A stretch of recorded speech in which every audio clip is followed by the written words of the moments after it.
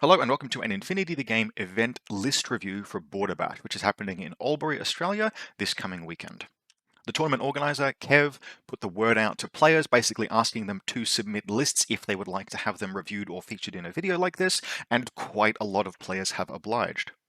This means we have a lot of lists to get through. So I have had a very large coffee quite late in the evening, and we're going to be going through each player's list pairing and not critiquing them exactly, more just talking about how I think they'll function, what I think is interesting about them, sort of celebrating what I suspect the list is trying to accomplish. And maybe providing some thoughts on what I might change, but we're going to keep that pretty limited, mostly because, frankly, it's a bit masturbatory to do so at this point in time, this close to the event. There's nothing that's going to be actionable from my opinion for these lists, and frankly, the players who have written these lists will know how they work better than I will in almost all circumstances.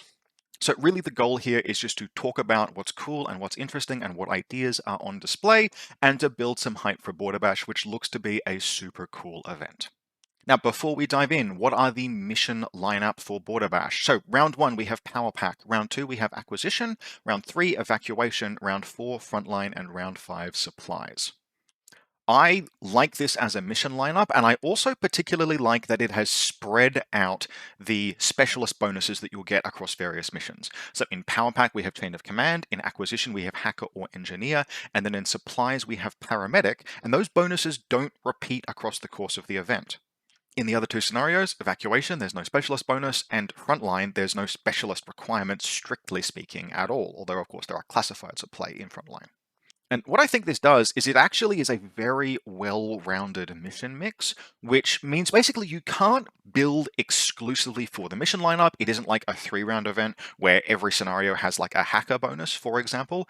And I think we're going to see on display some interesting ideas around lists, but also more generalist kind of approaches. It will be interesting to see, are players trying to split the scenarios 3-2 or 4-1, or are they building for other kinds of things? And is it going to be obvious which list is for which scenario? I suspect, given how this scenario pack works, the answer will be no. Now, just talking through these missions kind of generally, Power Pack is one where, although there is this chain of command bonus that's at play for the specialist lineup, really Power Pack for me is all about the deployment zones and how that changes the game. In Power Pack, you've got those small congested deployment sections on each side of what would usually be your deployment zone, which means that you'll have your forces split but close to the enemy.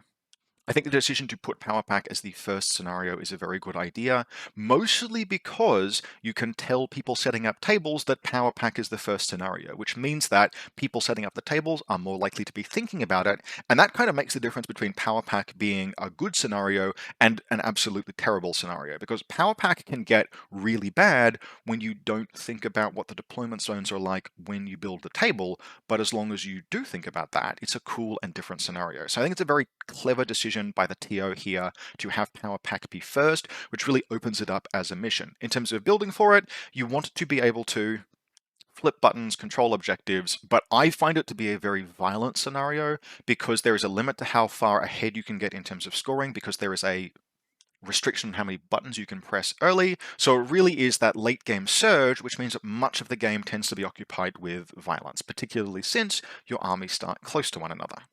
Theoretically speaking, any list can play Power Pack provided it has some specialists, but I think in particular what you want are specialists who will still be around in turn 3, because if you get locked out of the ability to press buttons late in the game, it can really hurt you. Next up, we have Acquisition. Old Faithful. Acquisition has 16-inch deployment zones, but it's all end-of-game scoring, which means you can choose to approach it either as an end-of-game survive and score, or I'm very close to you, I'm going to attack and annihilate you, preventing you from scoring in the late game. It makes first and second very balanced in Acquisition. And because of the way the points work, although it's nice to have specialists that can survive to the late game, you can, at least theoretically, you can comfortably win if you need to, Acquisition off of an annihilation victory, provided you can get and hold buttons and consoles by the end of the game. Round 3, Evacuation. Evacuation I've spoken about on this channel previously. It requires specialists, but it's probably the most complex to build for because although it has no specialist bonus in particular, it is an intensely order-intensive mission. My approach to Evacuation is to treat it as a scenario where you are just trying to get to 5 points and also score more than your opponent. 10 points is going to be out of reach, and although I'm sure it has happened or will happen at some point, I personally have never seen Evacuation scored higher than about 7 points. More than any other mission though, Evacuation is sufficiently different and challenging that you must have a plan for how you approach it. Now there are a whole bunch of different ways that you can approach Evacuation. I like doing things like having bikers run out, grab HVTs, civilians, bring them back to a specialist who's hanging out near the beacon, but you can do that if you've got fast mobile specialists, they can do that themselves. There are a bunch of options. The only thing you obviously have to be aware of is that there are many troop types that can't actually evacuate civilians. And having a civilian is incompatible with being in a link. And so probably more than any other scenario, Evacuation is going to be challenging for certain armies. For example, I know we've got at least one operations subsection army, which traditionally would find Evacuation a little challenging, probably relying heavily on things like the Asurus or Marut. So it'll be interesting to see how they approach that. Round 4, we have Frontline. Frontline is a classic zone control scenario where you are trying to seize territory further up the table over the course of the game. At the end of the game, who controls more will, generally speaking, win. Although in 2024, there has been an excellent addition to the scenario, which it has a whopping 4 classifieds now. Now, for my money, I would probably not build for Frontline in this event lineup. I would build for other missions or perhaps other considerations, player or table or whatever, and then based on what the classifieds I get are or what my opponent is, I'd let that determine what list I select in Frontline. So I don't expect at this early stage to see many lists that are built for Frontline, but again, we'll have to see. Finally, round 5, Supplies. Supplies is another classic where the Doctor and Paramedic bonus is at play. Another order-intensive scenario, although people are typically more comfortable with the order intensiveness of supplies, and certainly it is less order intensive than Evacuation. A bit like Acquisition, there tend to be multiple viable strategies in supplies. You can choose to grab the buttons early, pull them back to your deployment zone, and then defend, or you can go second in the hopes of being able to reach out and kill whatever your opponent has that's holding a box, and then potentially seize that box from them, or just win off of that. So again, a broadly well-rounded mission mix. I don't think there is any individual faction that cannot play this. That's really good in a mission mix. For example, I don't think Ariadne or Toha are locked out of this. But there's also no faction I'm looking at and thinking, yeah, that is the absolute faction for this. Any individual faction, I think I could make a list pairing that could feasibly work in this event, and that is credit to the tournament organizers for a really cool mission mix. So with those missions in mind, again, Power Pack, Acquisition, Evacuation, Frontline, and Suppliers, let's jump into our lists. Now, just to note, I've gone through and looked at a few of these, but by no means all of them, and they are not in any particular order other than, I think, the order in which they were submitted. So therefore, if your name appears earlier in this list, kudos to you, you got your lists in really early, and that makes life easier for things like the tournament organizer. So very first up, we have Tristan White playing Torchlight. Their 2 lists are on screen now. So on the left, we have the first list, it's Prime Time, which we have a Combat Group 1, 10 regular orders, 1 tactical awareness order, a Vidok FTO multi-sniper rifle, Hellblazer, Ment, Kappa hacking device, Raven Eye, Prime Lieutenant, Wave Rider KHD, Hellblazer, Hippolyta, and Cludger, and then Combat Group 2, just 4 troopers. A Strider Forward Observer, Moonraker Mindlayer, Kiata Flash Bot, and a War Correspondent. Now, the first time I read through this list, it took me a little bit of thinking about what the heck the links actually were, but I've come to the conclusion that they are in the order they are presented. So what that means, in Combat Group 1, we have 10 linked models, a 5-person core, a 3-person Harris, and a 2-person duo. And the duo is particularly cool. So if we look at that big core link, we have the Vidok as the primary firepower piece. It's not going to have composition bonuses, but Vidoks are still capable shooters. Mimetism, MSV1, core bonuses, noting that's just +1 ballistic skill, +1 burst. Ultimately, that makes this a fairly light link with just the Hellblazer for close assault duties. I would be very interested to see how something like this plays, because it's very different to how I historically have played Torchlight Brigade. I've generally focused on pure core links or not bothering with links at all because the prime is all the firepower I found that I needed. And so actually having this kind of like polyvalent, mixed, light and heavy link where it can theoretically do a lot of things, right? It's got some potent close assault with the Hellblazer and potentially even the Ment, which pairs a burst 4 heavy riot stopper with that linked assault pistol that can theoretically spearhead an assault against certain targets. Like there's nothing in the game that can cop 4 adhesive hits except for models with total immunity and walk away from them. The Hellblazer is also very capable in close combat or close assault. The Raven Eye is as well, but do you want to be walking a link like that up the midfield? I have no idea, and that's really interesting and exciting. Then we have, this is a do shit 3-person Harry's team. We have the Prime, Lieutenant, Wave Rider KHD, and Hellblazer. The Prime here, I suspect, is a Lieutenant mostly because that just frees up a troop slot. Yes, you could take sort of the semi-expensive NCO +1 order Raven Eye, but that would be an extra 4 points. You have to find them in the list like this. And by making the Prime the Lieutenant, look, if the link breaks, it can still spend the LT order. Otherwise, there is an NCO in the form of the Strider in Combat Group 2. Most interesting, though, and particularly novel to me, is Hippolyta and her emotional support Kludger. This is just a duo, and I have confirmed this with Tristan, and that's really cool. Now, I have run Hippolyta in Torchlight, and she's Hippolyta. She's very expensive, but very, very strong. But I basically jammed her into a core link where obviously she cuts your composition bonuses. It's the one case where I've run that link with no comp bonuses.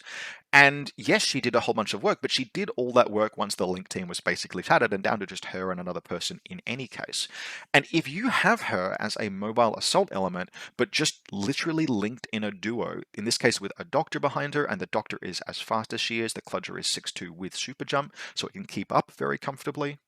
You get all of the gunfighting benefits that she has. She's a Mimetism -6 gunfighter, that breaker combi rifle, plus excellent close combat, plus eclipse grenades. She doesn't need link bonuses other than like the burst bonus would be nice, but it's hardly essential. And the Kludger makes her not impetuous. So look, for 64 points, you are getting a mobile specialist, a doctor who can stand behind one of the most dangerous individual troops in the game, and one of the most dangerous individual troops in the game with its impetuousness being suppressed.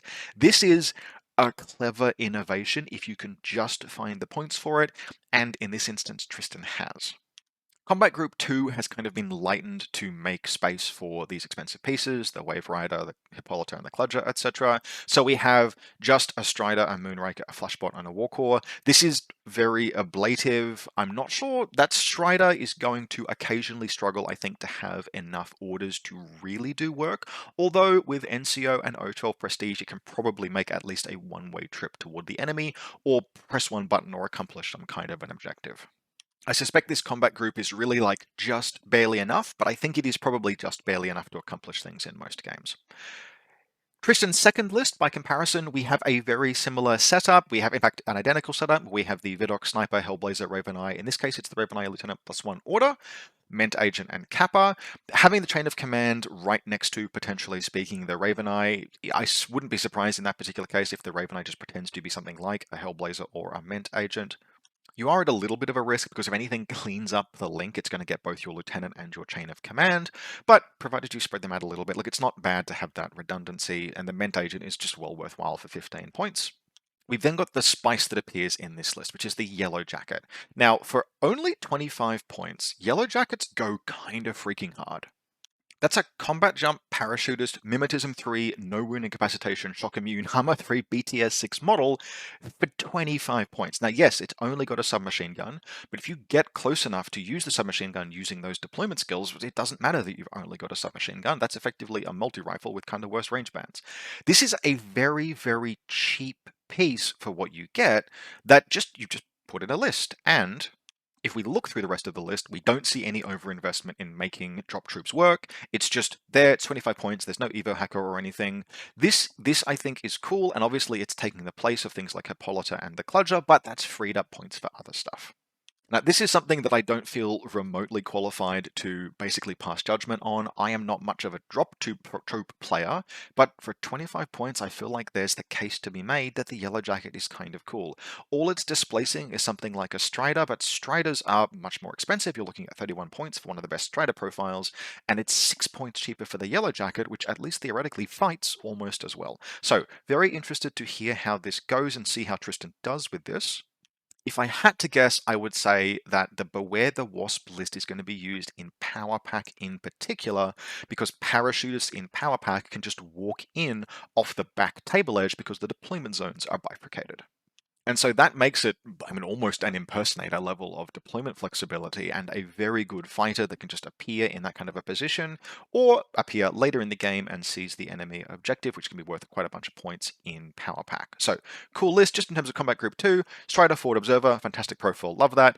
2 Moonrakers in this case, then a Lambda Doctor, something that is missing in the other group. We just have the Cludger in the other list, and then a War Correspondent as the last 3 points. Overall, the only thing that I am somewhat reluctant about in terms of how Tristan has built his list is those Vidocq snipers.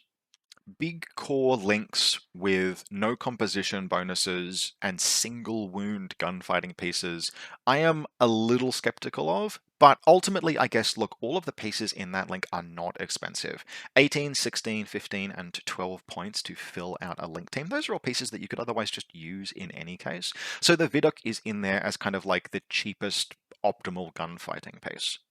Because it starts at least ballistic skill 14, it goes to ballistic skill 13, it goes to 14 in the core link. So, look, frankly, it's an NCO as well. In the second list in particular, where you have the 2 lieutenant orders, it's probably well worthwhile. And I definitely agree that you don't in Torchlight want to have just one gunfighting piece.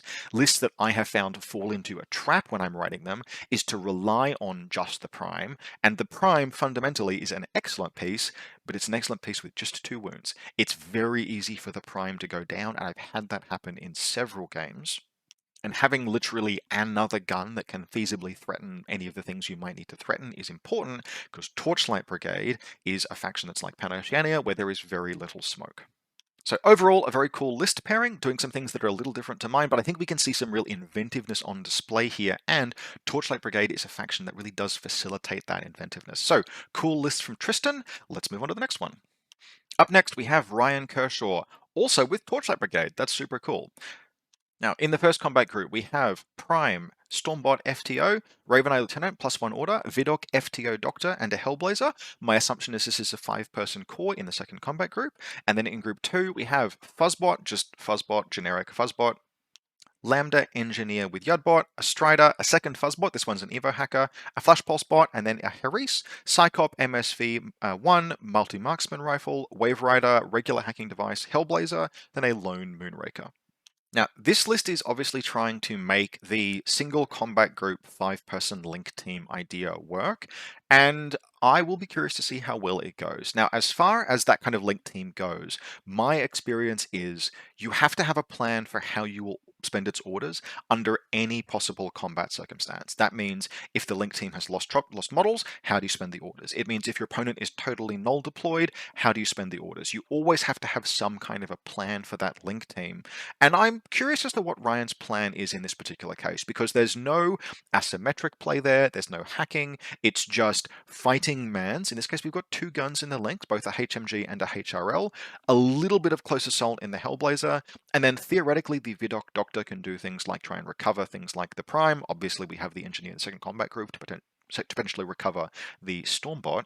But I think if this list runs into a challenge, it's going to be opponents just null deploying and the Prime sitting there doing nothing for the first turn.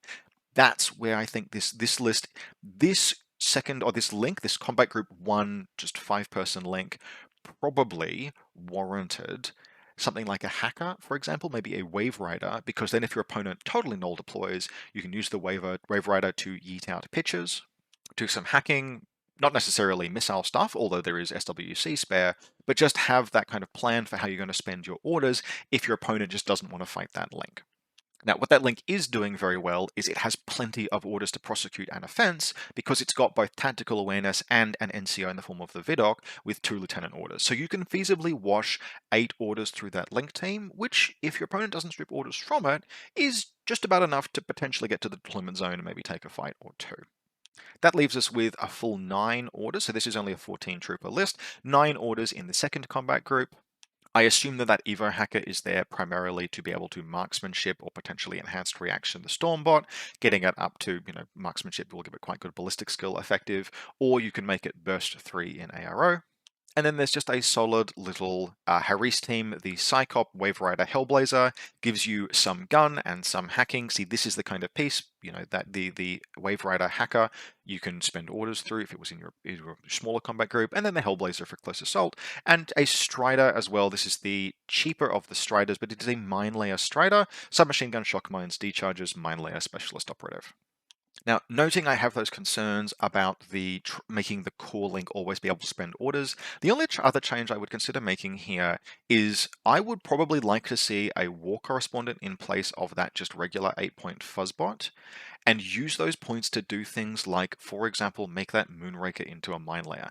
You have the SWC for it, and it's a shame to kind of leave that money on the table because, as always, Torchlight Brigade wants to think about how it's going to prosecute its defense. And that Stormbot actually is it's one of the few cases where the Stormbot is a potential hard ARO piece that you can actually use as a hard ARO piece because it is durable and easily recoverable thanks to remote presence, which is something that you'll sometimes see Torchlight Brigade lists lack. It would be nice to just have even more defense, and Torchlight Brigade lists, even if you're going to do this much doctoring and engineering, you've got the command token spare to occasionally convert an irregular order regular, even with O12 Prestige at play. Ultimately, though, that's a personal and stylistic choice. I think Ryan's got a clear plan here. I do think that if your opponent knows what's coming, they'll potentially be able to play around this by, even if this list runs into your opponent stripping 1 order from each combat group, that's potentially rough. Now, second list, the I'm going to wreck it version, we've got actually a kind of interesting and heavy focus on engineer and remote presence pieces with the Wrecker. So leading the charge here, we have the cheapest of the Wrecker profiles, the +1 burst HRL Wrecker. This is, again, one of those pieces where it's not particularly high ballistic skill, it's not particularly high burst, but if it connects, it absolutely leaves a mark. That's kind of the name of the game with the Wrecker, and it's going to be paired here with a Kludger Engineer. We've then got, I believe this is a 5-person link, Stormbot FTO, Psychop, Raveneye +1 order, Kappa Hacker, Hellblazer. If this link breaks and the Hellblazer dies, I don't think you can reform it, which is hilarious, but as long as the Hellblazer is there, you have a legal 5-person link you can form. A Flash Pulse bot, a Moonraker, again, no Mine Layer. In this case, though, that's an SWC constraint thing. There's just not enough SWC in this list to accommodate that. A War Correspondent, nice. Vidocq FTO multi-sniper rifle in, I believe, a 3-person team of Wave Rider, KHD, Hellblazer, Vidocq. Then a Moonraker Mine Layer, nice, and Fuzzbot Evo Hacker. So again, the Fuzzbot Evo Hacker is here almost entirely for the Stormbot. You might consider using it for something like Fairy Dust, but most likely you're going to be using this to just give marksmanship to the Stormbot. Now, Ryan has noted that he's basically inexperienced with Torchlight. I think, frankly, anyone who's playing at an event probably is at least a little bit at this stage. And so what he's doing is just going with generalist all-purpose lists, deciding at the moment in the game whether he wants to play a core prime list or a wrecker list. Ultimately, this is Torchlight Brigade, which means that in both lists he's got a good, solid volume of specialists, which means that there is no scenario that is closed out to him. The prime core list, thanks to the Vidocq Doctor, is probably going to be the choice in supplies, because if nothing else, that link team can spend quite a few orders getting to the midfield, picking up 1 box, handing the box over to another one of the models in the link team, picking up another box, and then running home. But otherwise, I think he's got a fair bit of flexibility in terms of which scenario he wants to use which in. This is just like muscling through off of the back of solid mechanical strength. Lots of SWC spent on guns, and also to note, really good force reconstitution in both lists. If we look at the first list, we can see both a doctor and an engineer. And in the second list, while we have just the doctor, we have so just an engineer rather, that engineer is backing up potentially multiple pieces that it can recover in the form of the wrecker and the Stormbot. Overall, I do think Ryan's lists are just trying to be generalist, maybe a bit too generalist for their own good, but that's a decision that he has made off the back of knowing he's not in a position to over-specialize or have like that kind of really clear and focused game plan. So he's just built, these are just good stuff lists that let him pick what it is he thinks he needs to do in any given game. And when you're heading into a 5-person event, being able to do, like having 2 lists that facilitate vibes-based list selection is a good way of making sure that you just kind of like have a decent time at the event.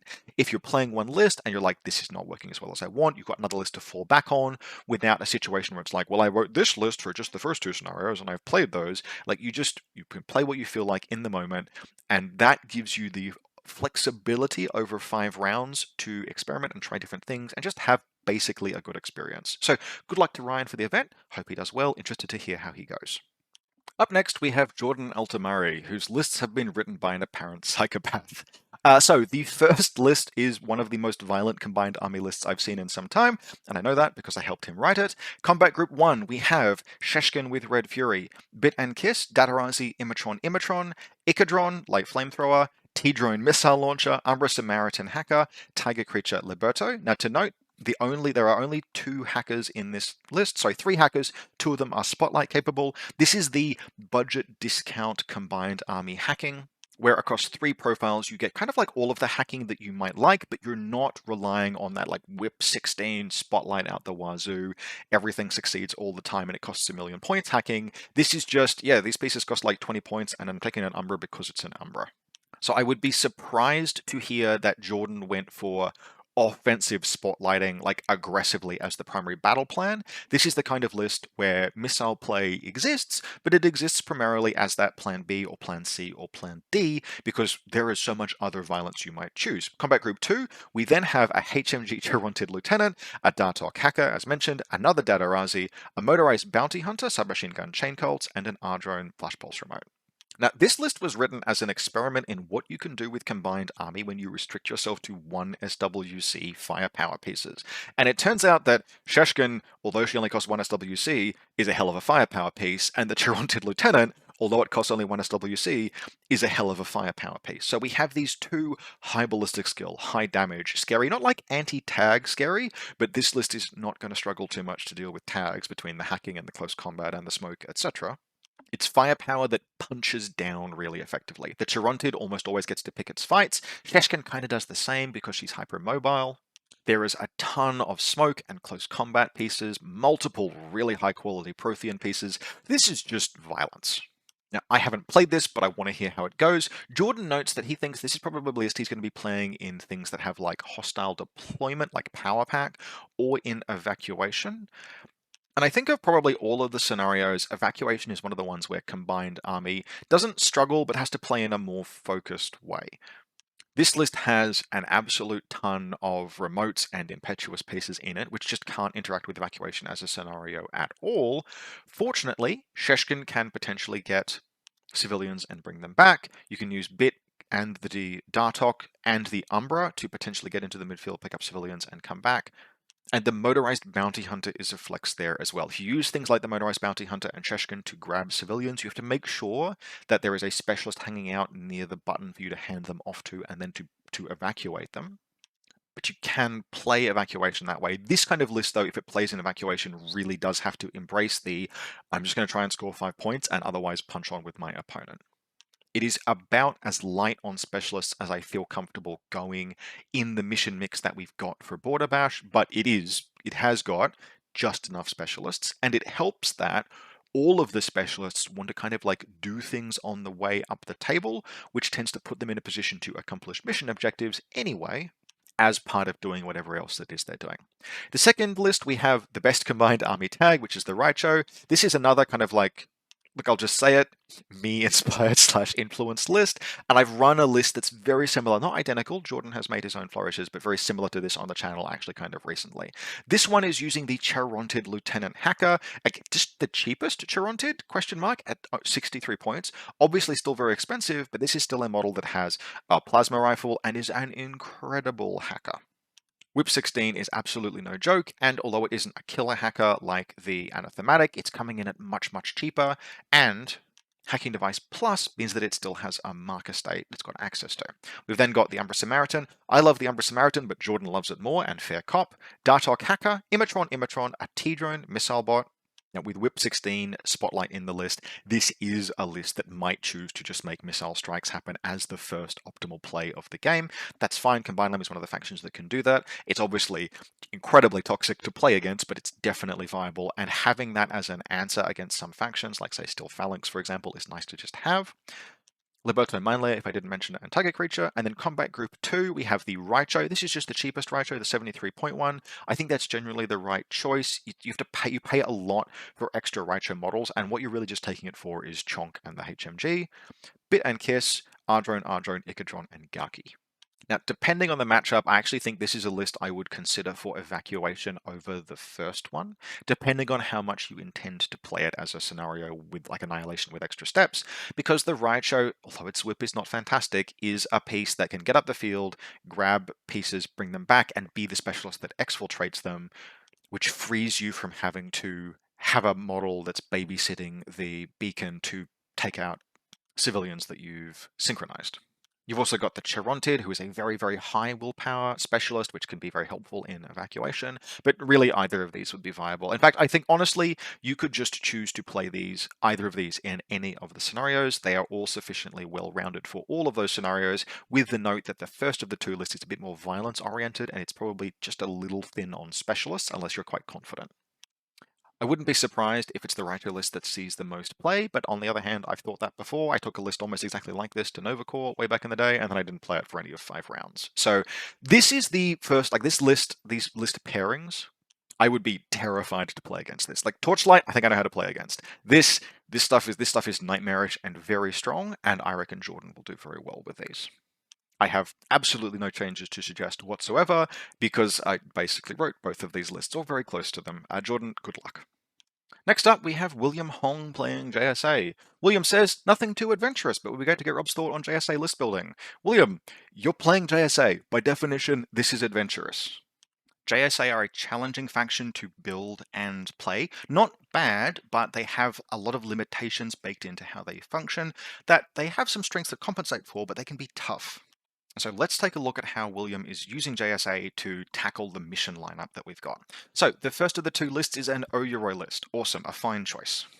We have a non-lieutenant Oyuroi and then a big Kusotsu core, Kusotsu combi rifle, paramedic, missile launcher, and then Kusotsu lieutenant. So this is obviously just a hard ARO core. You might have that paramedic do some things in supplies, but in practice what this is a ballistic skill 13 burst 2 missile launcher that the paramedic is hoping to be able to revive if it goes down. We then have the Kuroshi Rider, a Ryukin killer hacker, so that's the mine layer for deploying X-Visor, etc., the suppressive fire machine. War correspondent, Oni Waband, an expensive one, boarding shotgun. Then in Combat Group 2, a Ryukin surprise attack heavy rocket launcher mine layer, Yojimbo Yuriko Oda FTO. Now she has to be unlinked, so she's just running by herself, and a Pangolin just fat robot. Now, since he's asked for my thoughts, I am going to a little bit of a critique here of this list. A couple of things that I think you could potentially change. The first is, look, frankly, just make the Oyuroi the lieutenant. If you lose the Oyuroi, you're far enough and up the creek already that also being a loss of lieutenant is not going to make a huge difference to how well or badly the game is going to go for you, because it's your only firepower piece, and you've got relatively limited other ways of progressing up the field. You've got, the one smoke grenade tool that you reliably have access to in JSA in the form of your Jimbo. I would just embrace the risk and get that extra LT order on the field because there's no NCO or anything. Having an extra order on the Oyuroi is worth running the risk. You can potentially find points for chain of command if you really wanted to. Now, the boarding shotgun Oniwaban is another piece where you are paying, extra points for, yes, it is a burst 2 template, but paying 38 points for a model that you're hoping to trade the template using, like that's rough. I feel like the Oniwaban, you want to aim toward the optimal play, even if the optimal play doesn't always work. And the submachine gun profile, it has a nanopulsar. Again, never ideal to be trying to trade with a nanopulsar, but it is a whopping 4 points cheaper, and that goes a very long way. I'm also curious about Yuriko Oda. I know she's a mine layer and a specialist and an engineer. I suppose the intention is that she can theoretically babysit and remove conditions off of the Oyuroi, maybe even repair it once in a blue moon. but I never like to be repairing non-remote presence tags if I can avoid it. And 23 points just to have, the few things that she does and potentially be able to recover the Oyuroi, I think is maybe a little expensive. My inclination would be to try and trim points here and there. So, trim Eureka Oda down to something cheaper, trim those points off of the Oniwaban. Frankly, probably cut the Kuroshi Rider as well. It's kind of an inefficient piece, and just slam in some stuff like bikes, just regular old bikes. JSA has very cheap ones, they're very effective, and they give you some Plan B and Plan C assault elements for hopefully after the Oyuroi has cleared the path for them. I also personally don't love 5-person passive cores like that Kusotsu link, but firstly, it's very cheap, and secondly, you need your orders to come from somewhere. They may as well be doing something. We've got a bunch of other independent pieces that are doing work here, like the Oyuroi, and if you want to run 15 troopers, or even 14 troopers in this case, that does necessitate a source of cheap orders from somewhere. Now, second list, we have the Karakuri Haris list. This has got just the Karakuri, Mark 12, Chain Rifle Panzerfaust, Yuriko Oda, Engineer. Now, this is a case where Yuriko Oda shines. Karakuri are easily repairable with remote presence and a whopping 3 structure. And then a Damaru, I think that's a legal Haris team. Yeah, it is. Awesome. The Damaru, I think, is a really good addition to that team. I've seen Karakuri Harisas run with like multiple Karakuris, but having the very powerful close assault, particular CC stats in that link, I think is going to pay dividends. We've then got Kusotsu Paramedic, Kusotsu Hacker. In this case, we have a Kusotsu Hacker and then a Kusotsu Missile Launcher. So again, a passive link team, although the hacker is present this time. Ryuken Killer Hacker for Deployer. Shinobu Kitsune, much more expensive even than an Obi-Waban, but she gets smoke grenades, even better close combat.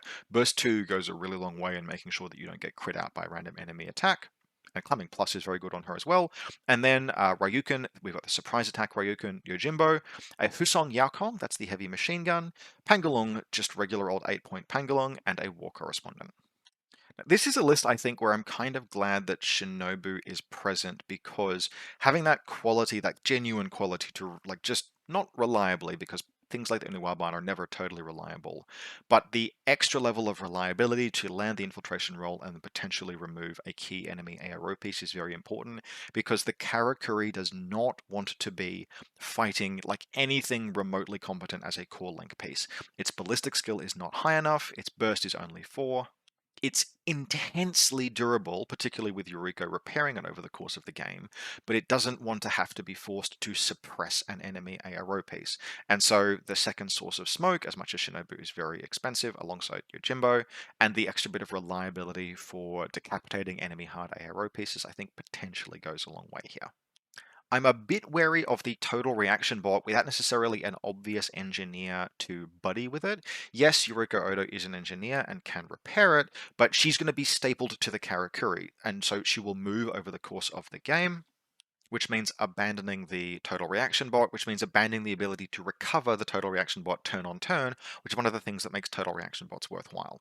Otherwise, kind of like the first list, I think, look, he's bearing up under some challenge, playing JSA into, I think any army can play the mission lineup in Burn City Brawl, but JSA are a faction that have, a bit like military orders, for example, that has to stretch themselves a little bit, and things like the specialist count, the gunfighting ability, we can actually see kind of clearly that there is no Samurai YOLO link on display in either of these two lists.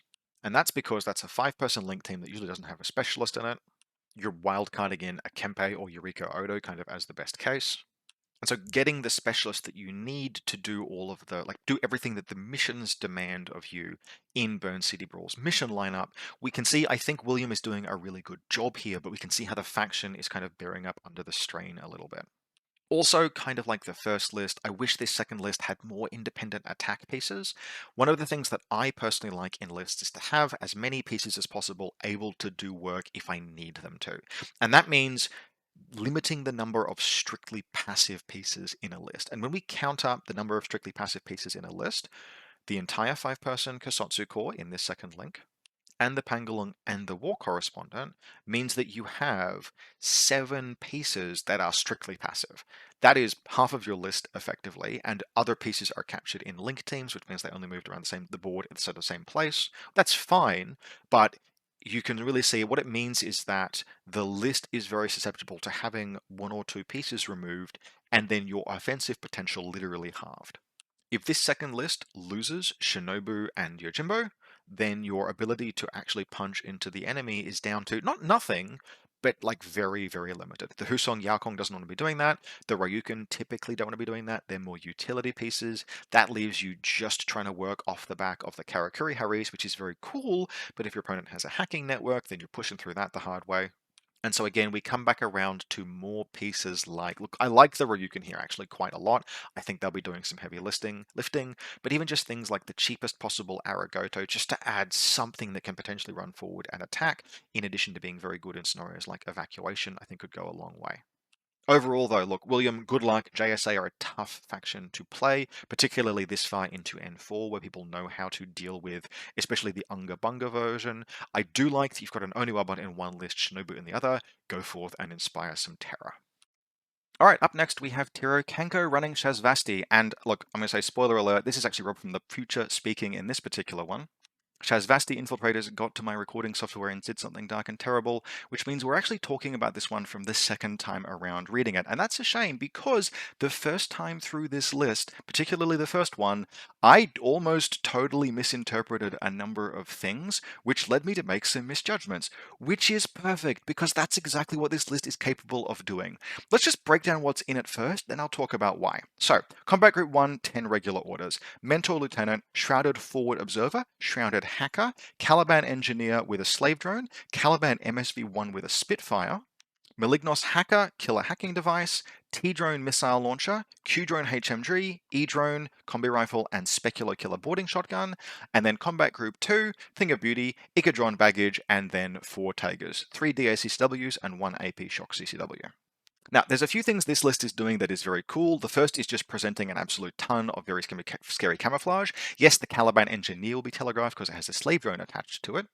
And yes, you can presumably interpret there to be, you can assume that there's going to be at least one hacker or forward observer under those camouflage markers because there's a missile drone in the list. But otherwise, I looked at this, and I looked at the 6SWC, and I went, oh, it's a real shame that you're not, like, maybe you should have done 14 troopers, so you could have faked out a Noctifer, which is a very dumb thing to say, because this list does fake out a Noctifer. At game start, the Malignos is not going to be visible, and your opponent will not know that there is a Spitfire Caliban under one of those camouflage markers, which means that there is a little over 30 points and a little over at least 1.5 SWC not on the table. And anyone who is paying attention and doing like the remotest SWC count and model count is going to look at that and go, oh crap, there's a Noctifer somewhere, and they would be very reasonable to think that. And that is just that is like A+ level mind games because you have to take that threat of the Noctifer credibly, but there's no Noctifer there, and instead you've got everything just devoted to doing the mission and all sorts of different play. And then the Caliban, when it reveals, is its own surprise because you just go to discover that thing as it's walking forward and it Spitfires you. Same applies to the Shrouded Forward Observer. The presence of the T-Drone and the Shrouded Forward Observer means that if your opponent discovers the Shrouded while it's moving, you can respond with an FO and just missile them. Like, this is great. In a sense, I almost regret that I am doing a list review of this because anyone that watches this and then goes to the event and plays against this list is going to know that there's no Noctifer, which is a terrible shame. Overall, though, this is one of my favorite Shazvasti lists that I have read just in some time. Everything is so thoughtful and well considered. It all hangs together really wonderfully. And on top of all of it, you've even got the E-drone and the Q-drone and the engineer. Like, you've got multiple Calibans, you've got multiple specialists. It does the mission. It has the Tega creatures for disposable assault. Like, just excellent. I don't think there's a single scenario that you couldn't feasibly play this list in. And that's good because list 2, like, I'm not going to say is a meme, but is a little bit of a meme, and that's because it's a Sphinx list. So, Combat Group 1 in this second list, called Brown Pants, we have the Sphinx. Caliban Engineer with 2 slave drones, Now, I suspect this is just because Tiro had the point spare, but it is always nice to have 2 slave drones on the Caliban if you can. One of them babysits the Q drone. In this case, one of them will probably babysit the Sphinx. It is a remote presence tag, but you can also just have a slave drone join up with the Caliban in the midfield and do things like clear mines and provide a burst bonus in CC. We then have, and this is spicy, a plasma Q drone, super like that. You could make it a HMG. There are enough points in the list, but stuff it. Take the plasma. I'm here for that. Icadron, Shrouded Hacker, Shrouded Boarding Shotgun, really like that. Yes, you could have made this a mine layer. Again, you had the point spare, but the boarding shotgun shrouded is just really good at closing in, killing things, trading with the boarding shotgun, and then it's Fizz 12 regeneration. Something else about the other list, by the way. How many regeneration models are in that list? There are a ton. I think there are 4 models with regeneration in that first list. Like, that's just awesome. Anyway, back to this list. Lone Nox Lieutenant, hiding in the corner with his Zapper, hoping he doesn't die. Yep, cool, par for the course in this kind of a list. E-drone to back up the Q-drone. Cadmus Shoulder. Now, I like this. You've got an E-drone already, right? It's for the Q drone, but because it's a plasma Q drone, it doesn't demand marksmanship necessarily on the first turn. So we can put Supporter up and land the Cadmus, which is just one more angle of attack. Then, as with the first list, Icadron and 4 Tigers, all of them in this case with DACCWs.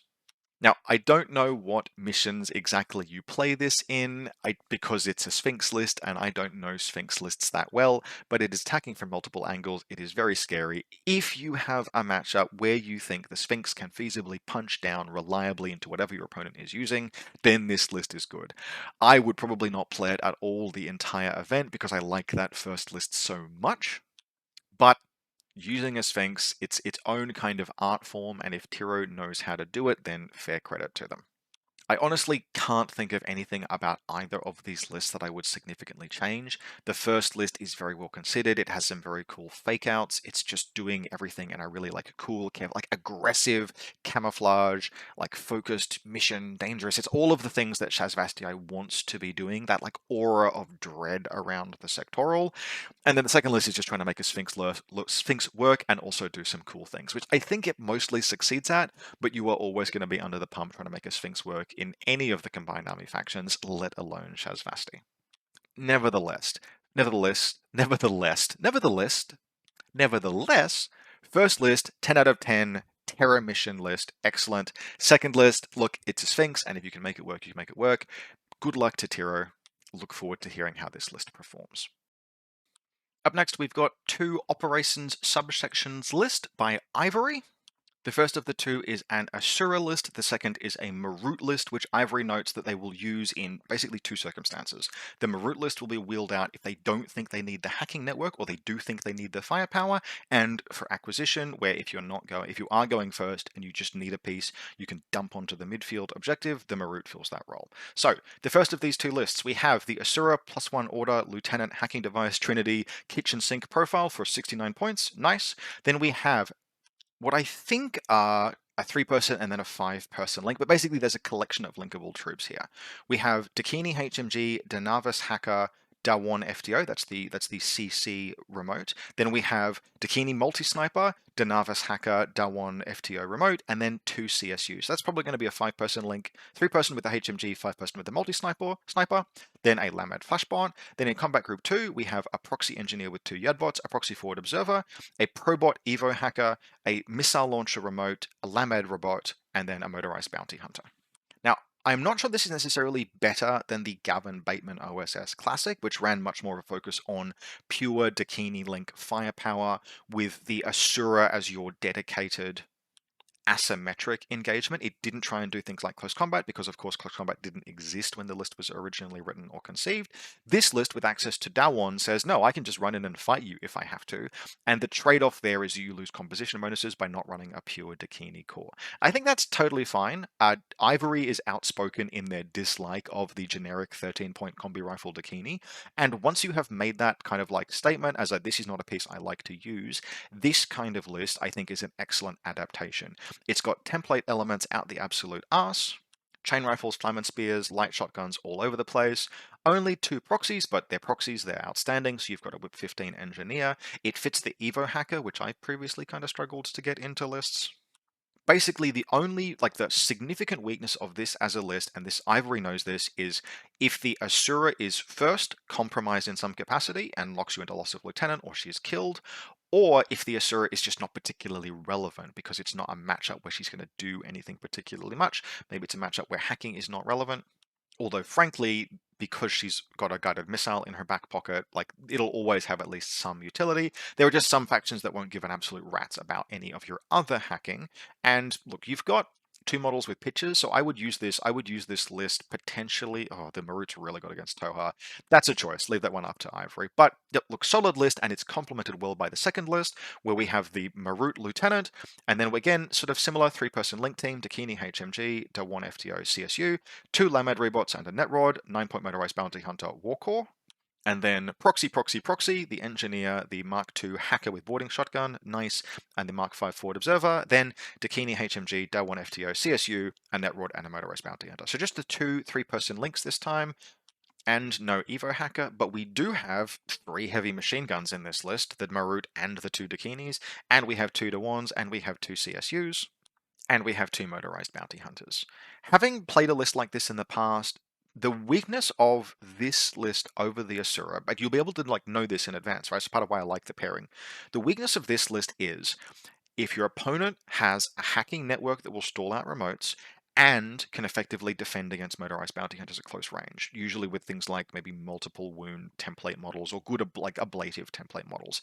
Now, both of those in the same list is going to be kind of rare, but you can use that to no-sell this kind of a list, where you just put up your defense, null defense except for close range, hacking and templates at close range, where the bounty hunters would just trade into the templates and die, and anything else that closes in gets hacked. That's the kind of defense that this list is weak to, and you will see that in some lists. The good news is that that kind of list is often vulnerable to an Asura because, firstly, she's tough enough to trade into templates, and secondly, you can just put Firewall on her with Fairy Dust and walk her into an enemy hacking network and just do the "I'm not trapped in here with you, you're all trapped in here with me," and just kill all of the enemy hackers. Failing that, or perhaps more intelligently, I don't know, you can use the pitches from the Denavas to go after enemy hackers, like isolate them. By isolate them, I mean catch them in your repeater network, kill them, and then move on to the next one. So provided Ivory makes the right call about what list to drop in which situation, I think this list pairing is going places. Now, hypothetically, what is probably the biggest challenge for this list of the list that we've seen so far? It's the combined army that Jordan is playing. That fight it's not like paper, scissors, rock or anything. Either of these two OSS lists can fight either of those two combined army lists and vice versa. I would very lightly be inclined to take the Asura list because Jordan doesn't have info war dominance that can necessarily outfight the Asura. Because you can firewall her with Tinbot, with the Probot, even Jordan's 4 hacker list, you can potentially out-hack with the Asura and Denavas. The risk is just that she gets got first. That game can be a little bit of a Rochambeau situation where whoever goes first, if they go after the opposing lieutenant and oblivion them, the game can get really rough. And both sides have the capacity to take that fight aggressively on the first turn. It's kind of unavoidable, but you've got veterans in both lists. No, I tell a lie. Ivory didn't take any Netrods in the Asura list. Well, if this happens, Ivory will learn why it's actually a good idea sometimes to include Netrods in an OSS list. Regardless, very solid, very competent lists. These, alongside the combined army lists, I think presently of the ones that I've seen, are amongst my favorites. Next up, Dennis Wade playing ISS. We are back in challenge mode. Alright, so list 1, we've got a Pheasant Imperial Agent Hacker Hacking Device Combi Rifle, Bounty Hunter, this is just a 12-point Bounty Hunter, the regular old Bounty Hunters, Bounty Hunter, Ninja KHD, Major Luna Ludwan, Combat Group 2, Sujan Spitfire, Celestial Guard, Zhizhuang, Celestial Guard Multi-Sniper, Celestial Guard Hacker, Celestial Guard Monitor, with one Guangxi and a Chaya Yaokong. Wow, this faction is scuffed. Sorry, Dennis. ISS is really rough to play these days. I guess the good news is that Zhizhuang counts as a Celestial Guard, so that is a pure core, which means you have effectively 20-point Fusilier multi-sniper rifle. The Sujan is very scary, although the fact that you've kind of got to make it a Spitfire because you don't have the gunfighting otherwise to force its way forward is its own challenge. Look, Ninja I like, Major Luna I like, the Loot One I like, although I would like it more if there was a engineer behind it somewhere. And this is 15 regular orders worth of stuff that can do things. So, like, I'm totally willing to believe that this list can take some games. And a Sujan is always scary, but I feel like if this just runs into a proper hard ARO, that the Sujan and the Celestial Guard multi-sniper can't fight their way past. And that's a lot of things. Like, there are not a lot of lists where you can just put something like a Cutter or a Yotum out as an ARO piece and be totally confident that it's nearly invincible. But this is that kind of a list. If there's an Avatar or a Cutter, I don't know how you kill it, like, at all, whatsoever. You do have the Celestial Guard monitor to throw smoke with its smoke grenade launcher, I suppose. But this list is a challenge. It's very possible that there's something that I'm not seeing in terms of the potential here. And that is the nature of ISS. Obviously, I've not played with it very much. I've played against it even less. And that means it's going to be very possible that there are things here I'm not seeing. And if I'm not seeing them, then there's every chance that Dennis's opponents won't see them. And if Dennis's opponents don't see them, then maybe he can take a game through them. Because if you do something your opponent doesn't expect, that's really, really powerful. But yeah, this looks rough to play with. Second list has got a bit more meat on the bones, where we've got Celestial Guard Lieutenant, Celestial Guard Hacker, Multi-Sniper, Boarding Shotgun, Combi Rifle. So we have a 5-person Celestial Guard link again. Then we've got a Garuda TACbot, that's the Combat Drop TACbot Spitfire, and a Wooming Haris with a Heavy Shotgun, Forward Observer Boarding Shotgun, and Panzerfaust Light Shotgun. In Group 2, we've then got a Ninja KHD, a Deva MSV2 Spitfire, Dakini Paramedic, Dakini Combi Rifle, I'm assuming that's a Haris team, and then a Chaya Yaokong and just a Flash Pulse Remote. I can see this list working quite well in something like supplies, for example, where you can use that, particularly that Dakini team can move forward and the paramedic can pick up buttons, open the supply boxes in supplies very effectively, hand those boxes off to another member of the team, continue that, and then pull back, because the Dakinis in particular, the Dakinis are fast. The Deva probably lags behind, but then she pulls back with the team. You can get ground and supplies quite efficiently that way, but much the same issue where if your opponent just puts a big gun forward, what are you going to do? Fight it with Spitfires and heavy machine guns, or you're going to use the Celestial Guard? And if it's something with mimetism, like it's BS15 burst 3. But it is ultimately just a line troop. I am inclined to treat pieces like Celestial Guard as eminently fallible, whereas I suspect that in this case the list is actually relying on it to do work.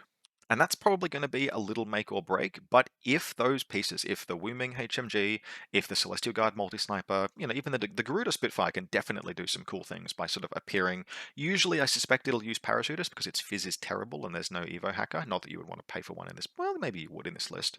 But it'll probably walk on in scenarios, for example, like Power Pack. You can do things like if your opponent is not watching the backfield line in Power Pack, you can walk that Garuda on and just open the hell up. Like, that's potentially got play, get you the round 1 win, set you up for the rest of the event. But yeah, look, these are ISS, and these are ISS just absolutely showcasing why probably one of the hardest factions in the game to play. Like, I would play French more comfortably. I know how French play. I would play French before I played ISS. So look, mad props to Dennis for knuckling down and building lists that at least they are cohesive, they know what they're trying to do. They're relying maybe on pieces that you wish you wouldn't have to rely on, but those Celestial Guard link teams, if they can do work, if they can just win you just the firefights that you need to push forward with the rest of the list, maybe there's potential here. Mad props to Dennis for trying a faction like this that is genuinely challenging. Good work and good luck. Up next, we have Josh Groth with Vanilla Aleph, and man, we are cooking with these lists. All right, so the first list, we've got a 6-8 split. No, sorry, yep, 6-8 split. Dakini HMG, obviously this is Vanilla Aleph, so unlinked. Rem Racer, +1 ballistic skill. Not the hacker profile, it's cool to take that if you can afford it. In this case, nope, just a Rem Driver +1 ballistic skill. Netrod, Parvati, very expensive, but obviously a very good specialist with 2 Yard bots. So what we have going on here is the absolute king of potential force reconstitution. If there is a thing you can heal, Parvati can heal it. I believe she's a Doctor 2 Wounds Engineer +3, and that Doctor 2 Wounds is going to be relevant because then we have an Asura hacking device trinity. Now, unlike OSS, this model isn't a lieutenant, but it's still a very scary girl. We then have a Deva lieutenant with Deva bot. This piece is expensive. I do like this, to be honest. Being able to spend the LT order doing things with the Davabot, like, this is the old wisdom. This is the old ways. I used to play it like this, and I like it. But yeah, damn, a little expensive. But that's Vanilla Aleph. Lamed. How many? We have so many models in this list that are just like, you're in order. Shut up. Tactical. So Zayan Rebot Heavy Machine Gun. Again, we've got Parvati Engineer rolling on like 18s. Proxy Mark 5 Forward Observer. Proxy Mark 1 Hacker. One of the nice things, so this is cool about this list, you almost never see the Proxy Mark 1 hacker because you almost always take the engineer. But the Proxy Mark 1 hacker is insane for the points cost. 14 points for a no-wound incapacitation whip 15 hacker is ridiculous. She just gets edged out by the engineer, but in this kit list, she's on full display. We then have, yeah boy, Scylla Evo hacker. Now that is doing absolute work in this list, either being able to marksmanship the Zayn or the Dakini, or give the Asura Firewall. She's got Davidbot Charybdis and a Liberto. Now, I love this list. I actually really love this list. I think it's doing incredibly cool things, but it is missing something that is probably necessary to round this all out. And if you look through all of this, you're like, oh yeah, that's really, where's the missile bot? Now, I don't want to be the guy that advocates for putting guided missiles in every list. In fact, I think guided missiles should not be in every list. But you have 2 Whip 15 hackers in this list and a model with a picture, and just find the points for the missile remote. Josh, just do it. Like, I think you've probably already submitted this. It's not changeable, but like, cut that Libertos down to a non-mine layer profile. Find the points somehow. Maybe the Rem Racer. Just cut the Rem Racer. Yes, it's cool, but you have so much hacking in this list. Just put a missile in there. Just Josh, just do it. Like, otherwise, I love everything that is going on here, but the fact that this list doesn't actually have the capacity to prosecute an asymmetric offense against an opponent except by using Trinity, which is cool, but if you could just layer missiles in with the ability to bully enemy hackers, you would have like kind of a perfect and new take on a vanilla Aleph list. Like, I wouldn't have seen anything like this, but as it is, it's just like, I feel like, you know, that meme of the teacher that's like, and this piece goes in the square hole, and then this piece goes in the square hole. That's how I feel reading this list. Downgrade the Libertos, cut the Rem Racer, get a missile bot in there, and it is 10 out of 10 Emperor's New Groove. But alas, Josh has chosen to be non-toxic and just has merely a very good and interesting list. Next up we have, yes, Achilles version 2, AP Spitfire, Proxy Mark 4, that's the heavy rocket launcher, I hate/love this already, Proxy Mark 5, Proxy Mark 1 Doctor, wonder who she'll be helping out with Achilles and the Proxy Mark 4 HRL. Armand Lemuet, wow, Scylla Hacker, this is the Trinity, this is the regular hacker, Netrod, Lamed, Digger, Myrmidian, Ekdromos, yeah boy, Motorized Bounty Hunter Monstrucker with Yudbot, and a Warcore.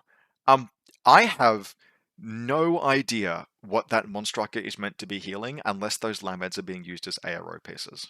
I'm not sure why that Yudbot isn't on the Proxy Mark 1 so that she can babysit all of Achilles, Armand, and the Mark 4, but it doesn't matter.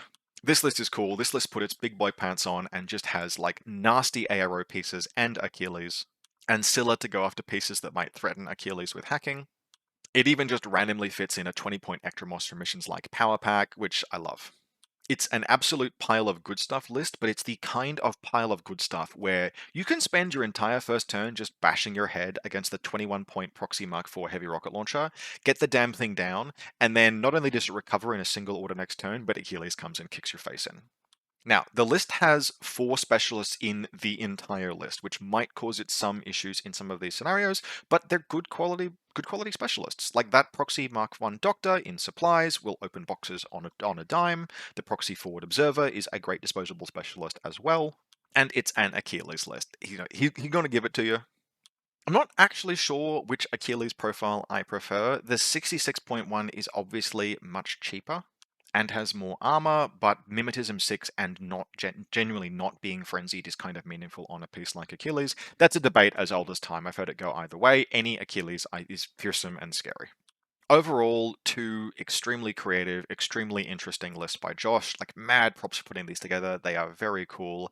I just wish there was a missile launcher in the first list. You are morally allowed to have 1 missile launcher in a 2-list pairing. It's okay. You just should have, but that's okay. These are awesome lists, and big good luck to Josh for taking these to the event.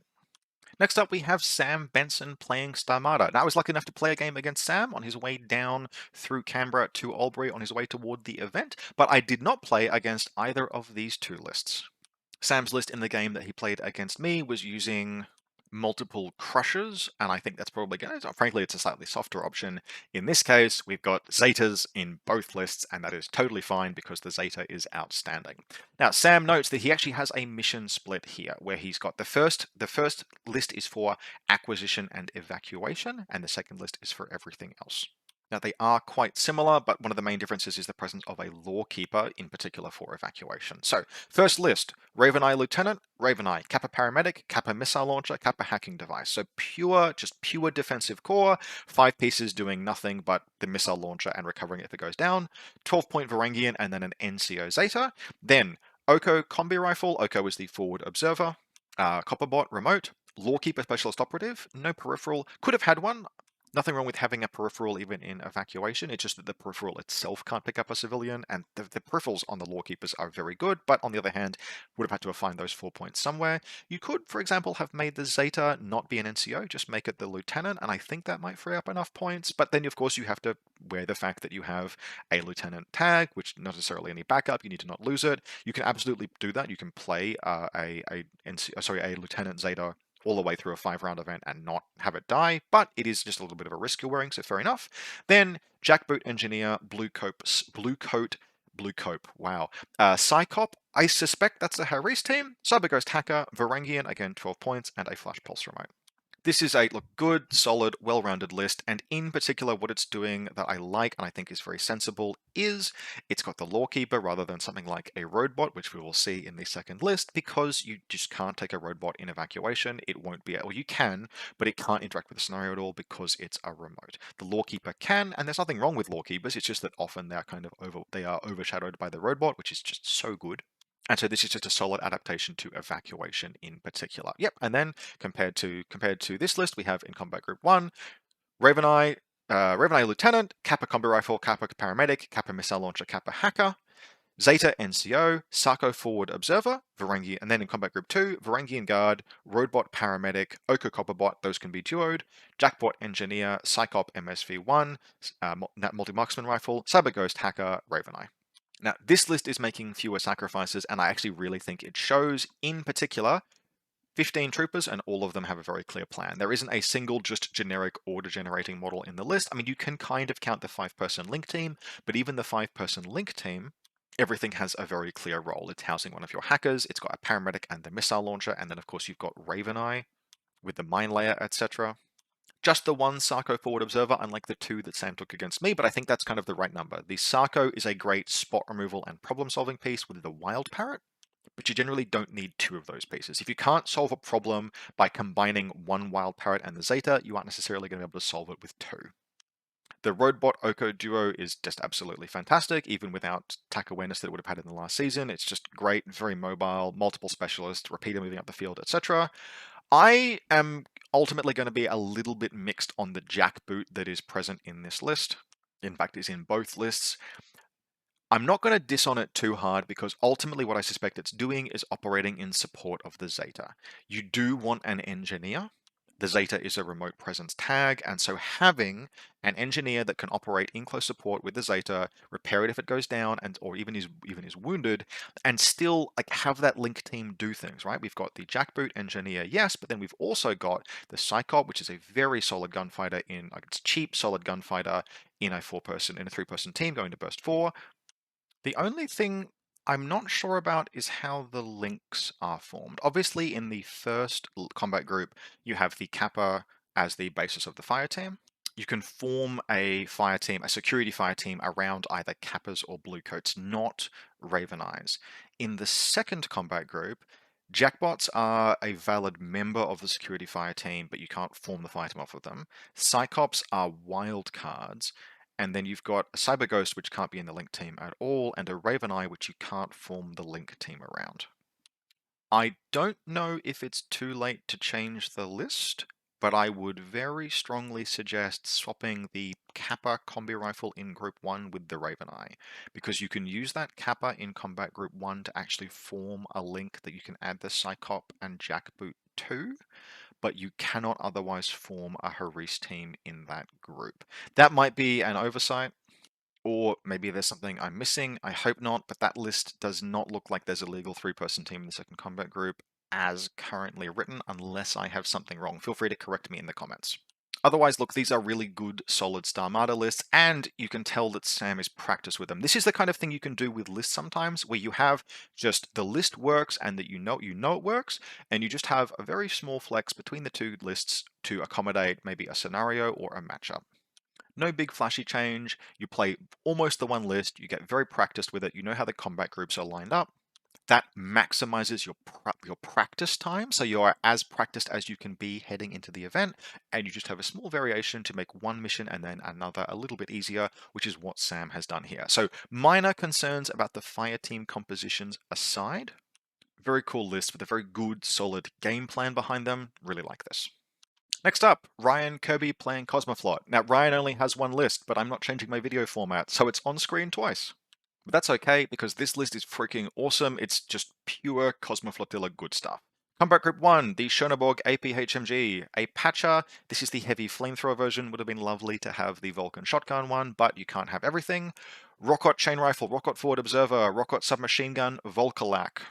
This is a pure Rocket core. Both the Patcher and the Volkolak count for composition bonuses, which means that Volkolak has full fire team bonuses packing up that missile launcher. We then have a war correspondent to round out the group. Combat Group 2 is Polaris team. William Wallace Lieutenant, yeah boy. Usha McNeil Specialist Operative, this is the boarding shotgun assault pistol +1 version profile. SAS Forward Observer, Den McConnelly, Ermendino. This list is running lean and dangerous, but is a full collection of almost all of Cosmoflot's greatest hits. The only thing that is missing, obviously, is the Unknown Ranger, but look, you can't have everything, particularly when you have that full chunky Volkolak core, and at least one Bearpode, and Wallace as the LT. Wallace as the LT means that this is a full 15 regular order list. That war correspondent is not going to be on ARO duty in this list. He is a 3-point regular order, as are both of the Ermandinos will be regular as well. And this is a very high specialist count list as well. 4 specialists in the second combat group, although only 2 of them can interact with Evacuation, but that's fine.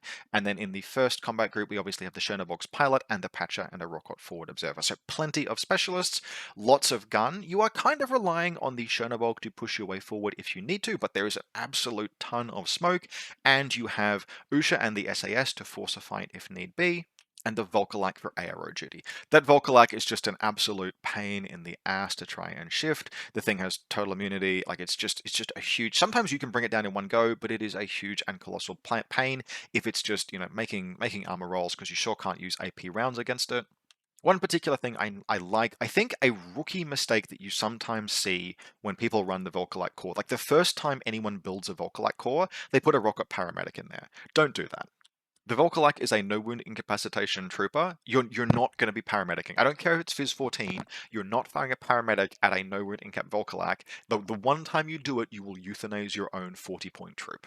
Instead, we have a very sensible forward observer, able to just be a specialist in the link if need be, and if that Volkolak goes down, not to worry, that Patcher will be leading the charge up the field. I can absolutely see Ryan muscling his way through 5 rounds with this list. Ryan is a very competent, very capable player, and there is no piece I could suggest removing from this list that wouldn't diminish the capability in some way. I would have loved, for example, if that Patcher had a Vulcan shotgun. It makes it, as a point person, be able to go in. It gives it slightly more of an effective AR, like it threatens things more efficiently. Your opponent isn't able to just sort of like dodge it and take the heavy pistol shots. But there is no easy way to find those points in the list as it's presently configured. You'd have to really significantly change things, and the list is already running super lean. Kind of the same deal. Would have been lovely to see an irregular Bearpode, particularly since we have William Wallace in the list. But what the hell do you cut? Like, the only way to get another Bearpode in there, is to cut Wallace himself, and at that point the list is fundamentally different. It doesn't have all of the incredible stuff that Wallace brings, not just making things regular, but also the fact that he provides a free coordinated order every turn, gives this list just way more resources than it looks like it has. So you look, excellent list. This or something very much like it is basically gold standard Cosmoflot. And I think it speaks to how well the list is configured, and generally sort of like the broad strength of the faction, that despite the fact that there's no Unknown Ranger and there's no irregular Bearpode, I don't think including them would necessarily make the list stronger in any way. Excellent list.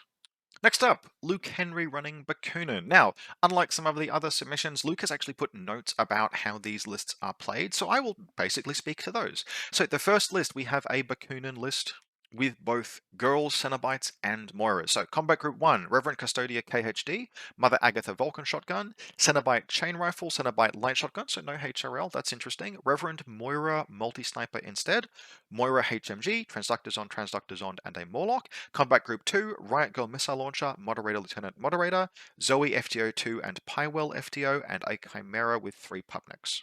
Now, look, this list is weird to me because I have just no idea how the links are meant to be configured because you've got, I think, like multiple viable cores. Luke notes that this list was designed for take and hold missions. The Riot Girl and the Moira provide, this is the Moira Multi-Sniper, provides strong ARO presence. When the Moira Multi-Sniper Rifle dies, there's still a pure 5-person Reverend core with the HMG to push forward and allow the Cenobites, as close-range assault troopers, and Agatha to pressure the objectives. Okay, so we have Pywell in a Haris, which has been very effective, which is presumably a moderator Haris, so you could have moderator and Pywell. You don't have to have Zoe in that Haris team, and then the Riot Girl missile launcher. Although, if you wanted that configured as a 5-person core, it absolutely could. So Luke notes that the list lacks reach a little bit. He doesn't like it in order-intensive missions where you have to get to the enemy deployment zone. And you know what? Fair enough. Like the Chimera has only a relatively small number of orders behind it. You've got 9 orders in the first combat group, which can be maybe just a little bit too few to push the Cenobite team forward because that combat group also, I mean, you've got NCO and the Moira, so that brings it up to potentially 10 and then 11 with the O12 Prestige. But that group is also the group that has to do the fighting to push its way forward. And it can be challenging to have the same link responsible for both clearing enemy ARO positions and then also hitting the deployment zone. So I know what he means by sort of lacking reach there. Overall, though, a full 6 team of Reverend models to give you a full pure observance core even after the Moira multi-sniper rifle goes down is impressive.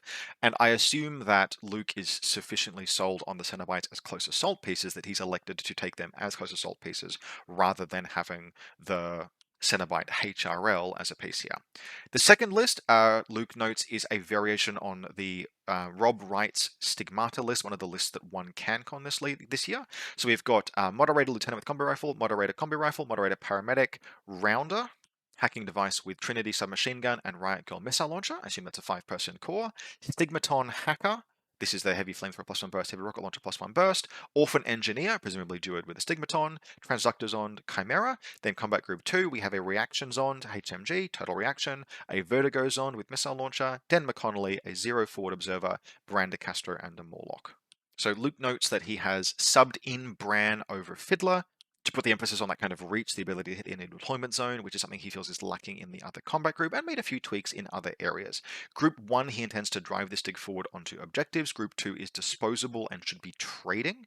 The aim is to bleed an opponent out and deal with objectives efficiently, although he finds that it falls over quickly if the Stig is piloted poorly, which is where having Fiddler in the list may have helped. I'm not sure about that, but I'm not an expert in Rob's list. However, there are certainly a collection of very scary pieces here. Now, I do think the list is kind of notable in including and I'm going on my own script here. This is not Luke's thoughts. I think it's kind of notable that the list includes a Vertigo Zond, but effectively no way to project a hacking network other than just walking your hackers or potentially repeaters up the field.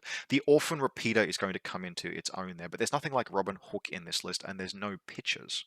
So it's pretty much just the Stigmaton walking the Orphan up the field, and then if it gets there, you've only got the 2 hackers, and neither of them are what I would call missile first pieces, but maybe that's fine. I do wonder how the list actually fights its way forward if it needs to, though. Because a Stigmaton is not my first choice for taking face-to-face rolls. Yes, it can force a face-to-face roll if it needs to, particularly with the engineer behind it to recover it.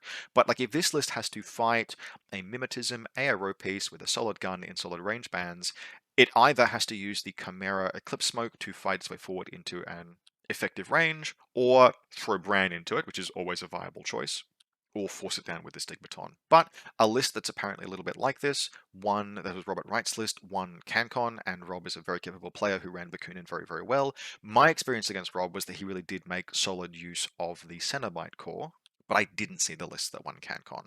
Luke is an outstanding player, also just a tremendous person. Basically everyone whose list we featured so far I know personally, or I know of them at least, and they're excellent. But Luke is just 10 out of 10, and I wish him all the best of luck. He's spoken to these lists better than I could. Good luck, Luke. Well, we're in the closing stretch now. These are the first of the last 3 sets of lists to cover in this video, and we have full Chad mode Steel Phalanx. Now, I am going to be a little critical here, even though the player that submitted these hasn't asked me to, but these are Stephen Parker's Steel Phalanx lists, and yep, both of them are single combat group lists. In the first list, we have Hector, Lieutenant, +1 Order, Strategos, Akmon, Machaon, Ajax FTO, Phoenix, Achilles V2, Lamed, Netrod. I have a major problem with this list, which is that it can literally be improved for free with no change to the list other than just adding one model. For God's sake, Stephen, Combat Group 2, I'll just do it for you now. There, Combat Group 2, add a Warcore. You had the 3 point spare. There is no rule against taking a second combat. In fact, there are only benefits to taking a second combat group. Firstly, another disposable ARO piece. For free, you literally had the 3 point spare. Secondly, by having that second combat group in a list, even if it just has the Warcore in it, your opponent now cannot write out the possibility of something hiding in that deployment, in that combat group. Maybe an Ectramoy or an Agima Marksman, something like that. Now look, are there the points for those? Good God, no. This is a Hector Achilles list. It is full Chad mode. But there was no reason not to include a war correspondent other than these are literally the only 10 models I own, maybe? But I can see Scylla in the second list. You could have just used her as a Warcore proxy. So look, just Stephen, just put a Warcore into the list. I am begging you. You lose nothing. You gain a piece that might occasionally win you a game. No reason not to include that. Otherwise, though, hot damn! Now, my assumption here is that this is a... Look, I don't even know how this is lined up. Basically, those first 5 models can all be linked. And any of Machaon, Phoenix, and Ajax can form the basis of that link. But obviously, you can only have 5-person link teams in Steel Phalanx. So is the idea here that one of those models stays out or stays at home? Maybe the 4-person link leaves Hector behind so he doesn't get hacked and runs forward. Maybe Phoenix is a hard ARO piece, and when he dies, if he dies, God knows Phoenix doesn't die all the time. He's almost invincible in some games. Then the list moves forward as 4. Look, ultimately, there's a lot of flexibility. This list could do a number of things potentially. And then on top of all of that, it has Achilles. So we have a ton of orders in this list. I actually think there's kind of an argument that maybe Akmon is not the best call in this particular case. Yes, he is he's tactical awareness model, but having exactly one tactical awareness model like this list is not going to struggle for use of command tokens. Like it's not going to be reforming links that often, and Machaon is very high whip as far as doctors go. You probably have command tokens spare in this list, and what that means is that you can just O12 prestige most of the time, which requires you not have attack aware model. So you could potentially cut Akmon for something else. But like, if I'm being perfectly blunt, there is nothing I can say about this list that is really in any way meaningful. By choosing to commit to this, Stephen has made the statement that he is willing to muscle his way through everything and anything over the course of 5 rounds and just damn the torpedoes. And like, look, fair enough. In particular, I am glad that I have seen at least one player running Phoenix over the course of the list we've looked at so far. And the reason why is there are a number of lists that we've covered over the course of this video where I have said, what do you do if you run into just an absolute Chad mimetism ARO piece? And we didn't see it in the Makuna list. We didn't see the Cenobite, but Phoenix is that kind of a piece. Like the poor bastard running ISS Celestial Guard core links. What happens if you just Phoenix is on ARO duty? You die. And that's, look, ISS, rip, rough time. But it's exactly this kind of gear check that makes that something you have to consider when you are building your lists. What happens if you run into Phoenix? I don't know. Phoenix probably does pretty well, barring rough dice. So overall, this list is terrifying. It's got probably just enough specialists. Don't lose Akmon and Machaon, please. But tons of orders, absolute chonk. It's called Steel Phalanx Big Boys for an absolute reason. Powerful list. And then we have Steel Phalanx Big Boys too. Unlike the first list, this list does not have 3 points spare and hasn't taken a Warcore, which means I immediately approve more. What this list is doing is just getting Scylla FTO in. So it's cut Akmon and instead has Scylla. And it's found the points to give Achilles a proper gun rather than the multi-rifle. So we have Hector +1 Order Strategos Lieutenant, Machaon, Ajax, Phoenix. This, I think, look, compared to having Akmon, this is a little more sensible in terms of, yep, that's absolutely horrifying, no notes. Now, Scylla, I believe, is not linkable here, so it's going to be Hector, Machaon, Ajax, Phoenix. Also, In terms of the other list, now that I've looked at it, I'm pretty sure that it will at least start Akmon, McKayon, Ajax, Phoenix, because you get composition bonuses. That way you get to higher ballistic skill with Phoenix, whereas Hector, of course, breaks the composition bonuses of the link. But in this case, it's probably Hector, McKayon, Ajax, Phoenix. Scylla is presumably free running because I don't believe she can join any link with those models. She can only join a Steel Phalanx fire team, which is based around Make or Hoplites. We then have Achilles with the AP Spitfire, Lamad, Netrod. Much the same as the first list, just absolute heckin' chonker. Can you kill Achilles? Congratulations. Once you've killed Achilles, can you also kill Hector? A lot of lists just absolutely can't. Terrifying, tons of orders. In fact, this second list has effectively the same order count as the first list because Tactical Awareness is just balanced by O12 Prestige this season. And much like the first list, the only major downfall I can see in play for this, I mean, apart from the fact that it might just get muscled out and destroyed, there are some lists that can mechanically answer the challenges this list poses. For example, like the combined army lists that we saw from Jordan with the MSV3 Charontid can probably take a fight against this kind of thing, is you just don't have many specialists. And if the specialist dies, you might not be able to do certain missions. If your opponent goes after, zeroes out, like there's missile play in the list, they kill McKayon, they Trinity down Scylla, that's not easy, but it can be done, then cool, you now can no longer accomplish, you just can't win Power Pack, potentially, at that point, for example. So that is something that Steven will have to be careful of, and play carefully too, but if he does that, then there's just an absolute ton of muscle in both of these lists, and they're terrifying. He is going to make multiple players brown their pants, I suspect, as you just hit people like a Thunderbolt from God, and also have Phoenix as an ARO piece. Yep, big rip to people who play against this list. They're very, very scary. I don't think this is this list could, both of these lists, they could potentially go 5-zip, but what I think this list will do is be just an absolute nightmare for its opponents for 5 games, but it will lose some games, it will win some games, it will just go down hard no matter what in any particular circumstance. Very scary, very cool. Good luck to Steven. Now, second to last, we have another 2 Bakunin lists from Evelyn Colliero. And the first is I think this is not the first time I've seen them running lists. This is a patented double tag list where we have both the Lizard and the Stigmata. So from the top, we have Moderator Combi Rifle, Moderator Lieutenant, Moderator Paramedic, Riot Girl Missile Launcher, and a Rounder. It's been very cool to see Rounders kind of emerge in Bakunin lists. I had originally not written off, obviously, the profile, but, oh, it's a marksmanship profile, but it's got a submachine gun. Why are you taking that? But that is a hacking device with Upgrade Trinity. That's just good to have for 22 points. It's kind of excellent. So we've got, I believe that's a 5-person link with the Moderator Paramedic backing up the Riot Girl, and then the Rounder doing hacking duties. We then have a Stigmaton, Unlinked, Den McConnelly, Zellenkrieger, Clockmaker with Zondbot.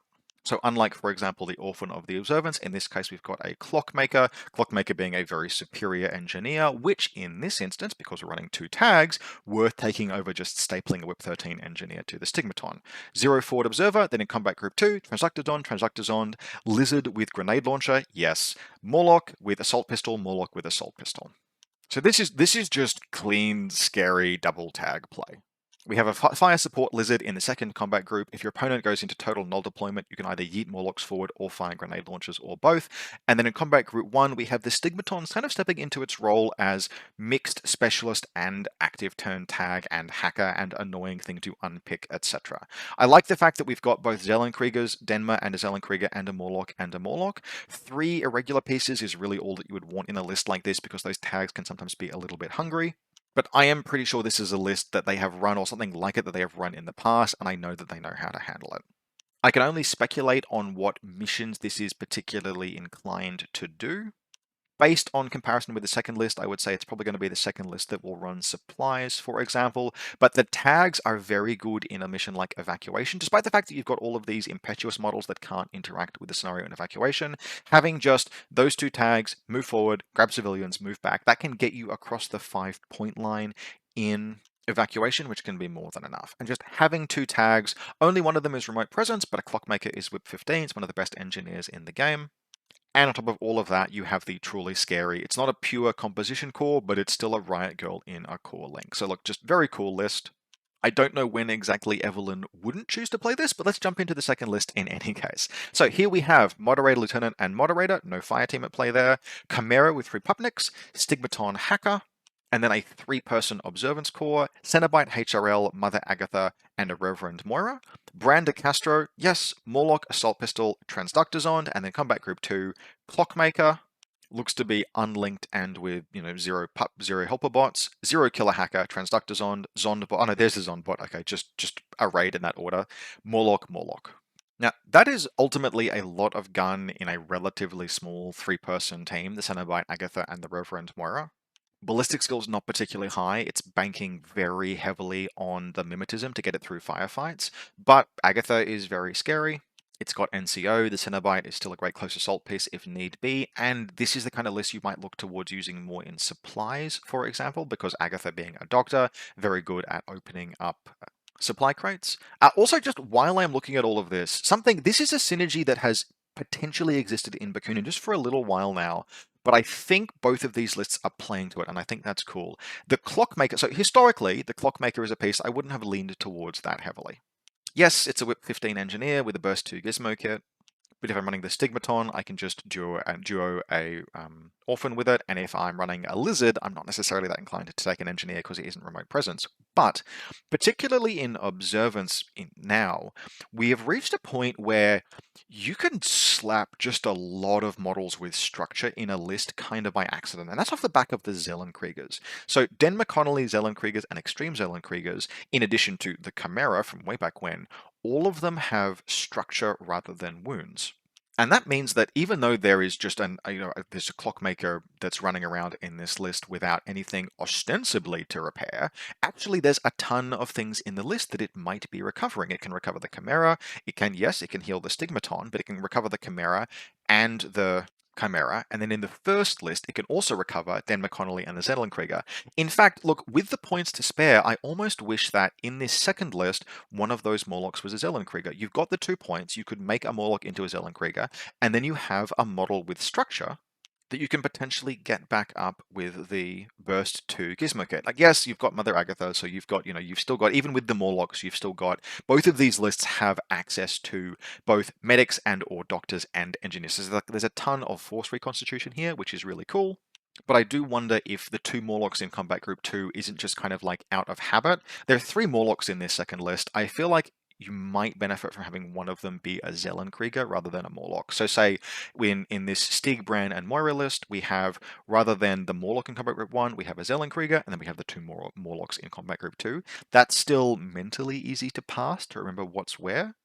But you can deploy the Morlocks near Mother Agatha, and you can deploy the Zellenkrieger near the Clockmaker, and just have just that extra force reconstitution in a list kind of at no cost.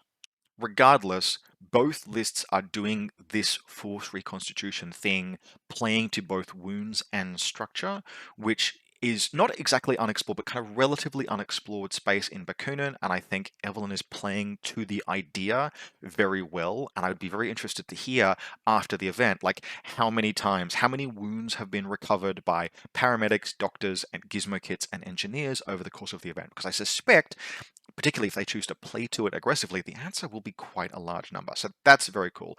Evelyn is also an outstanding player. They're a routine solid performer at events, so good luck to them.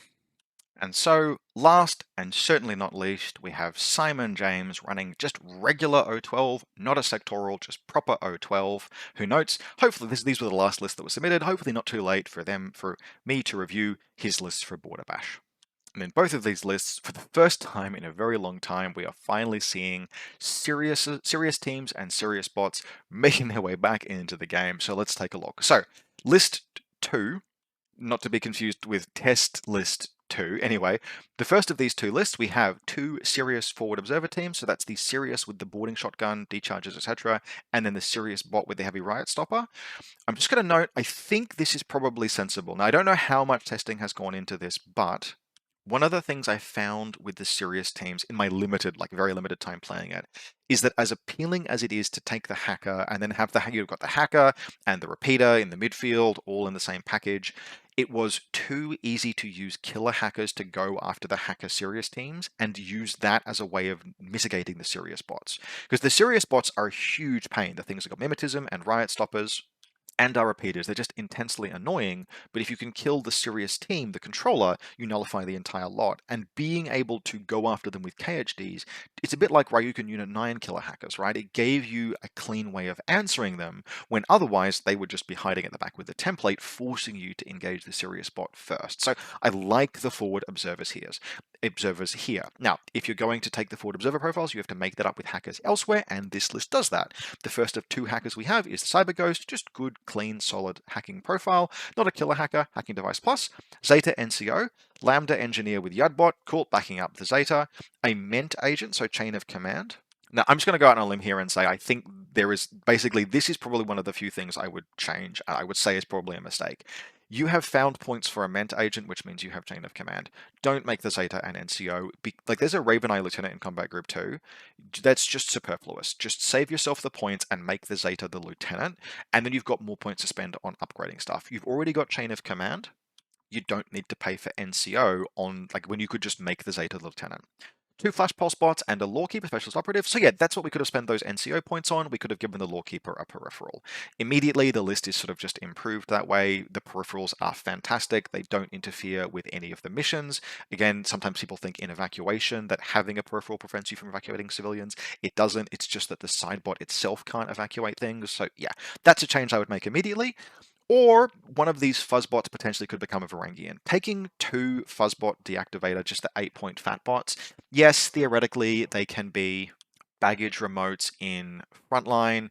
That's a pretty scuffed approach. It's hard to move these things forward. I don't love taking fuzzbots as order troopers when I've already taken 2 Kita Flash Pulse bots. There are any number of 12-point things that these fuzzbots could be if we had just made the Zeta into the Lieutenant. So another possible change. Varangian Submachine Gun, Raven Eye Lieutenant. This could just be a regular Raven Eye or even a Varangian. Like, Raven Eye are excellent, but you don't need one to be the Lieutenant in this case. Kappa Hacker, that's a very good choice. Again, another 12-point model. I am pretty sure you can take multiple Kappa Hackers. You could just have made one of those fuzzbots into a Kappa with the spare points. And then we have a Roadbot Paramedic with Sidebot. Roadbot's also awesome. The only real problem with Roadbots in this mission lineup is in particular in Evacuation, where they, because they are remotes, can't evacuate civilians. So this is a 9-6 split, super clean, super solid. Wouldn't mind seeing a missile bot in there since we've got all of those midfield repeaters and some pretty solid hackers, but hardly essential. I feel like this list can do basically any of the missions in the lineup. I would feel least comfortable with it in Power Pack, and that is only because of those 2 fuzzbots. In Power Pack, you've got small deployment zones, right? You don't have a lot of deployment zone space, and that can be further constrained if people haven't set the table up well for Power Pack. And trying to deploy both the Lawkeeper, which is on a Silhouette 4 base, and the Zeta, which is on a Silhouette 4 base, and then 2 fuzzbots, that can just be a bridge too far.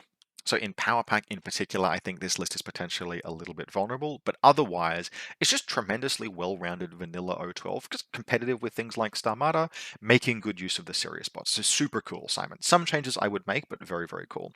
Then we have Borderbash Test List 2, and this is doing some spicy things. I don't know if this list is good, but it is very cool. So Combat Group 1, Cyber Ghost KHD, Cyber Ghost Hacker, then a Ment agent, this time with a Zeta Lieutenant. So Simon, you can't tell me you didn't know how this works. Lambda Engineer with Yudbot, which will back up the Zeta Lieutenant, and then 2 Link Specialist Operatives, Hidden Deployment, Mimetism 6, Camouflage, Plasma Carbines, Assault Pistols. I have never made Lynx's work to my satisfaction, but they're so good or so cool on paper. 29 points ultimately is very expensive, but it's Hidden Deployment Plasma and Assault Pistol and Specialist. I love the promise of Lynx's, and surely with 2 of them, they will live up to that promise, right? You can use them as ARO pieces at that point in a pinch. Like, do you want to know what will make a bear wet itself running towards your deployment zone? A plasma carbine appearing and being like, I don't care about total immunity, you can die. In Combat Group 1, we then have, and this is the insanity continues, the Zeta Lieutenant, good sensible choice, just a generic Kappa. This should absolutely be a hacker. There is no reason for this Kappa to just be a combi rifle trooper when you could pay half an SWC and make it into just another hacker. You've got all of those pictures, the extra hacking AROs are always good. Change this Kappa into something else worth 12 points. You're not fooling anybody saying it's a Lieutenant decoy, okay? If nothing else, it should be a Raven Eye. I don't know why there's a Kappa combi rifle other than maybe mind games against someone who's overthink it. There are so many 12-point things this should be instead, but I'm going to forgive that because the next two pieces are both Red Fury Serious spots with Heavy Riot Stopper, Red Fury Serious teams with Heavy Riot Stopper Serious spot. I again don't know if these are good. Like they're single wound pieces. You shoot the Serious bot, the Serious Trooper rather, and then obviously the Serious bot turns off. But just damn, like Mimetism and the Peripheral, these also go in that list of things that I really, really want to be very cool. So God, I hope this list gets play and it does well. Then another Kappa combi rifle. Also, right, cut both of these Kappas out of the list and replace them with any of the excellent 12-point options you have. Varangian Guards for 12 points, Raven Eyes for 12 points, or Kappa Hackers for 12 points. I don't care what, just put those in instead. You have the SWC. If you wanted to go like full hacker spam, you've got the serious bots, right? Like you've got the midfield repeaters. There is no reason for those Kappas to be combo rifles. Simon, I'm begging you, if it's not too late to change your lists, change that about your lists. We then have a flashball spot and a war core. This list is going to start with a ton of stuff not on the field. Before the Lynx's reveal, it's going to look like a 4-7 split, which is only 11 troopers, which just is like, well, what haven't I seen? Like, there's no way that's everything, particularly with only 4.5 SWC. So that's going to be terrifying. I don't know how well this will work. It's got an absolute ton of meme potential. I don't know what list it's for. Scenario, rather. The Lynx operatives in Power Pack are probably terrifying. So that's where I would see this start to see plays is in Power Pack. The Lynxes having hidden deployment they don't forward deploy or anything, but hidden deployment specialists in Power Pack are nice as well. You could put one on the corner of each of your DZ and just have them run toward the buttons on the last turn. That's an option. So yeah, this reads to me as definitely the Power Pack list of the two, and then after that, I've no godly idea. I want to hear how it goes. I want it to do well. It's a 10 out of 10 meme, and if you can just change those Kappas into something that is worth including in the list for 12 points, it's also like reasonably well-rounded. Admittedly, it is low order count, kind of low trooper count, but it's still got a Zeta. You can crutch on the Zeta all you like. It will do well. And maybe those serious teams and Lynxes will do well as well. So like super cool. Like style points out the absolute wazoo. Not just for running O12 on its own merits and not taking one of the sectorals, but also for how the lists are written. Very cool, Simon. Was glad to see these. Glad you got them in on time. So, hour and a half later, that wraps up our list review for the submitted lists for the Borderbash event happening in Albury this weekend. Obviously, this is not all players, this is just the people who chose to submit lists for review for this video. Big thanks once again to everyone who did. Get hype for Borderbash, it sounds like it's going to be very cool. The TOs have put a bunch of work into it. Like a lot of the thinking behind this is super cool. The mission lineup is excellent. And I am very much looking forward to hearing the stories of how it has gone and seeing it continue in future. If you want more info about Borderbash, you can find out more at the event page on Facebook. Everything is up there. Again, it is happening this weekend in Albury. I suspect it is far too late for anyone who was on the fence about going to decide now because it's the kind of thing you have to organize accommodation for. But hey, if you see this, maybe it's not too late. Otherwise, to everyone who's going, I hope you have a fantastic weekend. Get hype. It'll be an absolute banger. And I look forward to hearing all of your war stories after the fact.